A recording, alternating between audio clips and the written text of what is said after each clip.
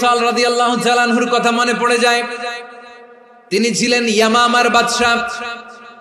মদিনাতে বিশ্বনবীকে হত্যা করার নিয়তে এসেছিলেন, গোপনে গোপনে বিশ্বনবীকে হত্যা করে আবার ইয়ামামাতে তিনি ফিরে যাবেন। কিন্তু কি অবাক করা কাণ্ড, হত্যা করতে পারে নাই, সাহাবাদের হাতে তিনি ধরা পড়ে গেলেন। সাইয়েদনা সুমামা ইবনে উসাল রাদিয়াল্লাহু তাআলা আনহু হত্যার নিয়তে আসলেন, কিন্তু হত্যা করতে পারলেন না। সাহাবারা ওনাকে ধরে ফেললেন, ধরে মসজিদে নববীর পিলারের মধ্যে বেঁধে রাখলেন। সুমামা ইবনে উসাল, সিরাত থেকে শুনে, সিরাত থেকে শোনাচ্ছি, রাদিয়াল্লাহু তাআলা আনহু ইয়ামামার অধিপতি ছিলেন। বিশ্বনবীকে হত্যার জন্য আসছেন, ধরা পড়ে গেছেন, এখন মসজিদে নববীতে বেঁধে রাখছে, তার মানে বন্দী।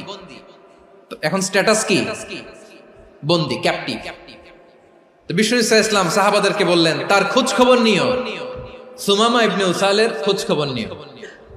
সাহাবারা বলেন, ইয়া রাসূলুল্লাহ, আপনাকে হত্যা করতে এসেছে, তার তো কঠিন ক্যাপিটাল পানিশমেন্ট হওয়া দরকার, কঠিন শাস্তি হওয়া দরকার। বিশ্বনবী বললেন, না, আমি যেটা জানি তোমরা সেটা জানো না, তোমরা সুমামার সাথে ভালো আচরণ করো। বিশ্বনবী সুমামার কাছে গেলেন। প্রথম দিন যে তিনি কালেমার দাওয়াত দিলেন, ইমানের দাওয়াত দিলেন, ইসলামের দাওয়াত দিলেন, রিসালাতের দাওয়াত দিলেন, আখিরাতের দাওয়াত দিলেন। পরের দিন যে বিশ্বনবী সালাতের দাওয়াত দিলেন, যাকাতের দাওয়াত দিলেন, ইসলাম কি, কিভাবে, কেমন করে পালন করতে হয় চমৎকার আর্টিকুলেট করতে শুরু করলেন। তন্ময় হয়ে সুমামা ইবনে উসাল রাদিয়াল্লাহু তাআলা আনহু বিশ্বনবীর কথাগুলো শুনতে আরম্ভ করলো।